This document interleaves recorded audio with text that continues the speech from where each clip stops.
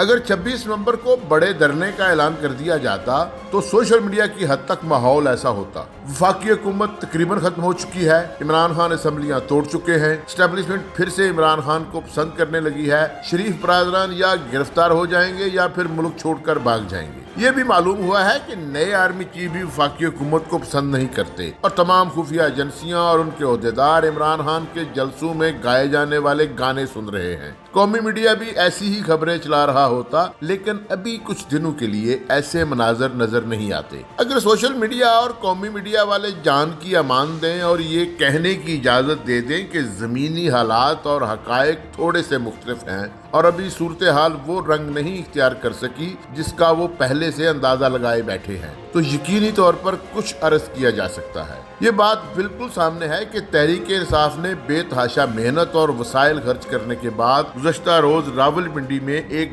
بڑا عوامی جلسہ کیا اور تقریباً 3 ماہ سے جاری اس کے احتجاج کی موجودہ صورت اختتام کو پہنچی۔ ملکی سیاسی تاریخ میں یہ ایک طویل احتجاج تھا اور اس میں لاکھوں لوگوں نے شرکت کی۔ عمران خان صاحب نے زخمی ہونے سے پہلے اور بعد میں درجنوں مرتبہ ان احتجاجی لوگوں سے خطاب کیا اور جس صبر اور استقامت کے ساتھ ان لوگوں نے لاہور سے راولپنڈی تک کا سفر کیا، اسی صبر اور استقامت کا مظاہرہ کرتے ہوئے خان صاحب کی ایک ہی طویل تقریر کو بار بار سنا۔ اگر کھلی آنکھوں کے ساتھ دیکھا جائے تو عمران خان ایک بھرپور اننگ کھیل چکے ہیں جس میں ان کو فائدہ بھی ہوا ہے اور نقصانات سے دوچار بھی ہونا پڑا ہے۔ ان کے بارے میں عام طور پر 2 طرح کے تبصرے کیے جا رہے ہیں۔ اول تو وہ طاقتور اداروں کے خلاف مہم چلا کر ان کو اس حد تک چکنا کر چکے ہیں کہ وہ اب آسانی کے ساتھ ان اداروں کے ہاں اپنا اعتماد بحال نہیں کر سکیں گے، اور دوم یہ کہ اب عوام عمران خان کے ساتھ پوری طرح جڑ چکی ہے اور وہ بہت جلد اقتدار میں ہوں گے۔ اگر ملک کی سیاسی پیداوار کی تاریخ کو دیکھا جائے تو صاف نظر آتا ہے کہ ہمارے ہاں چھوٹے چھوٹے ہٹلر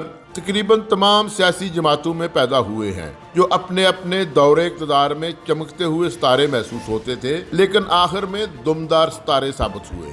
بہت شروع میں ہٹلری مزاج جناب ذوالفقار علی بھٹو کی شخصیت میں دیکھا گیا اور زوال سے کچھ عرصہ پہلے تک بھٹو صاحب کا جاہو جلال دیدنی تھا۔ وہ اپنی کابینہ کے وزیروں تک کو گرفتار کر کے پھینٹی لگانے کا حکم جاری کر دیتے تھے۔ فوجی جرنیل ان کے سامنے کامتے تھے اور ہم کو آج تک اس سے بڑی بولتی تصویر دیکھنے کو نہیں ملی جیسی تصویر وزیر اعظم بھٹو اور جنرل ضیاء الحق کی تھی، جس میں ضیاء الحق کی خوشامدانہ نظریں اور سینے پر رکھا ہوا ہاتھ اور چہرے سے ٹپکتی ہوئی چاپلوسی ضرب المثل کی سی حیثیت رکھتی ہے۔ بعد میں جب ضیاء الحق نے وہی آنکھیں اٹھا کر ماتھے پر رکھی اور بھٹو صاحب کو ایک عام قیدی کی طرح کال کوٹری میں پھینک دیا گیا تو وہ لوگ جو وزیر اعظم بھٹو کا پسینہ تک چاٹنے کو بےتاب رہتے تھے، انہوں نے بھٹو کی خیریت دریافت بھی نہ کی اور اس کی بیوی، بیٹی اور بیٹوں کو صاف صاف کہہ دیا کہ ان کے ساتھ رابطہ کرنے کی بھی کوشش نہ کی جائے۔ پھر پانسا پلٹا اور ضیاء الحق نے جنرل سے امیر المومنین تک کا سفر طے کر لیا۔ ملک بھر میں اتنے بھٹو کے چاہنے والے نہیں تھے جتنے بھٹو کے دشمن نکل آئے اور ضیاء الحق کی آنکھوں کا تارا بن گئے۔ کسی نے کہا کہ ضیاء ان کا روحانی باپ ہے، کوئی وہ قلم اٹھا کر لے گیا جس سے ضیاء الحق نے بھٹو کی پھانسی پر دستخط کیے تھے، اور لاہور کا شریف خاندان تو ضیاء الحق کا سیاسی جانشین بن گیا۔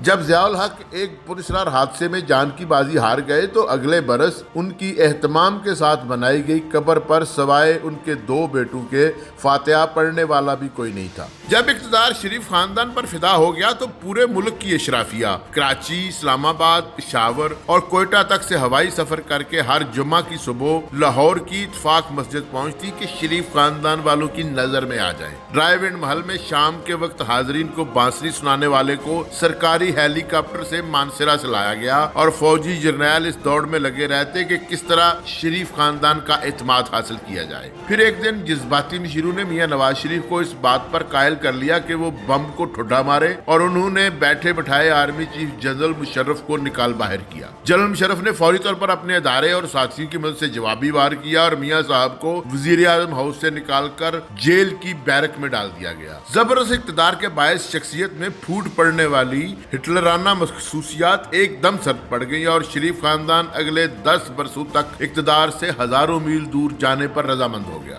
भुट्टो, शरीफों और कई जर्नैलों के मलिया मीट होने की इस इबरतनाक दास्तान ने नया मोड़ लिया और एस्टेब्लिशमेंट नाम की करिश्मा साज फैक्ट्री, जो इससे पहले अपने इत्मीनान के लोगों को असेंबलियों में लेकर आने और अदालतों से मर्जी के फैसले वगैरह लेने तक महदूद थी, इसने अपनी सिग्नेचर प्रोडक्ट तैयार करने का फैसला किया और क्रिकेट के कौमी हीरो इमरान खान को वजारत उज़्मा पर बैठा दिया। ये प्रोडक्ट अच्छी थी और सबसे अहम बात ये थी कि इसका बैकग्राउंड सियासी नहीं था। लोगों ने इसको क्रिकेट ग्राउंड में देखा था और फिर हसरत और पसपाई की आदी कौम को इसने क्रिकेट का एक वर्ल्ड कप जितवा रखा था। ये एक ऐसा हीरो था जो सफेद चमड़ी वालों को नापसंद करता और इन्हें शिकस्त देता आया था और शुरू में इसने मुंह टेढ़ा करके अंग्रेजी बोलने वाले मकामी लोगों को ब्राउन साहब कहकर इनके एहसास कमतरी का मजाक उड़ाया। प्रोडक्ट को तरबियत के कई मराहल से गुजारा गया। शुरू में जनरल हमीद गुल जैसे जहादी मिस्त्री ने इसके कोने खुदरे दुरुस्त किए, फिर जावेद गामदी ने रियासत मदीना के अज्जाए तरकीबी समझाने की कोशिश की। इस दौरान डॉक्टर मुर्तजा मलिक, हकीम सईद और प्रोफेसर रफीक अख्तर ने भी अपनी अपनी महारत आजमाई। जब तमाम अज्जा पूरे हो गए तो किसी हद तक अक्खड़ मजाज खान साहब को रूहानी पालिश करवाने के लिए पाक पतन की गद्दी रवाना कर दिया गया। इस दौरान ये कोशिश भी की गई कि यकसर रूहानियत शायद ज्यादा कारगर न हो, इसलिए मौलाना तारक जमील के जरिए फिनिशिंग का बंदोबस्त किया गया और एक जबरदस्त डट कर खड़ा, बात का पक्का, दयानतदार, बेलौस, किसी के सामने ना झुकने वाला आलमे इस्लाम का लीडर इमरान खान बिल्कुल तैयार था और वजीर आजम था। अब दोबारा तारीख का सफा उल्टने के लिए तैयार था और वजीर आजम इमरान खान को 3.5 साल के इक़्तिदार के बाद घर भेज देने का फैसला हो चुका था। जिस तरह भुट्टो साहब, बेनजीर भुट्टो और मियां नवाज शरीफ कबल अज़ वक्त निकाले जाने को तस्लीम करने के लिए तैयार नहीं थे, इसी तरह इमरान खान भी तैयार नहीं था। जब इमरान खान को इक़्तिदार से निकाल दिया गया तो वो दूसरों की तरह चुप ना बैठा और सड़कों पर निकल आया। इसके साथ लोग भी निकल आए। ये वो मौका था जब ज्यादा समझबूझ और सियासी महारत की जरूरत थी, क्योंकि इक़्तिदार से ज्यादा इस वक्त समझदारी की जरूरत थी। जब ये महसूस होने लगा था कि इमरान खान निकाले जाने के बाद मजीद मकबूल हो रहा है और निकालने वाले पछता रहे हैं। इक़्तिदार से बाहर होते हुए इतनी ज्यादा अवामी पजीराई ने इमरान खान से वो जरूरी एहतियात छीन ली जिसको सियासत की जान कहा जाता है। वो ताबड़तोड़ हमले करने लगे और जज्बाती नारा लगाकर कौमी असेंबली से बाहर निकल आए। इस तरह एक जिंदा जावेद महाज को उन्होंने खुद खाली कर दिया, ताकतवर किरदारों को शदीद तनकीद का निशाना बनाया और सोशल मीडिया के जबरदस्त इस्तेमाल के जरिए मुखालिफिन का जीना हराम कर दिया। वो सियासत की इस सादा तरीन जरूरत को ना समझ पाए कि आज के दुश्मन कल के दोस्त होते हैं और आज के दोस्त कल के दुश्मन बन सकते हैं। इस गलती ने दोस्तों की फहरिस्त में उन लोगों को ही रहने दिया जो इनके साथ जमात में थे। अब बाकी दुश्मनों की फहरिस्त तवील होने लगी। आज इमरान खान के वही दोस्त हैं जो ये बखूबी जानते हैं कि इमरान खान को छोड़ देने के बाद इनकी सियासत खत्म हो जाएगी, लेकिन वो उस वक्त तक यही टिके रहेंगे जब तक इनको मालूम नहीं हो जाता कि अब इमरान खान खुद अमली सियासत नहीं कर सकता। इमरान खान ने नफ्सियाती तौर पर भी अपना मुहासबा करने की कोशिश नहीं की। वो इस कदर बिला जरूरत बोलते हैं और इनकी बातों से पिछली बातों की तकरार इस हद तक होती है कि सर चकराने लगता है। वो हुकूमत जिसको इमरान खान 26 किलोमीटर की हुकूमत कहते हैं, वो खान साहब की गलतियों से इतना फायदा उठा रही है कि सब कुछ उसकी मर्जी के मुताबिक हो रहा है। इमरान खान के पास पंजाब, खैबर पख्तूनख्वा, कश्मीर और गिलगित बल्तिस्तान की हुकूमतें हैं जो सिर्फ इनकी इतनी मदद कर सकती हैं कि इनके एहतजाजी जलसों को सहूलत फराहम करती रहें। अब वो असम्बलियां खत्म करना चाहते हैं, लेकिन इस मौजू पर न सिर्फ इनकी जमात कमजोर हो जाएगी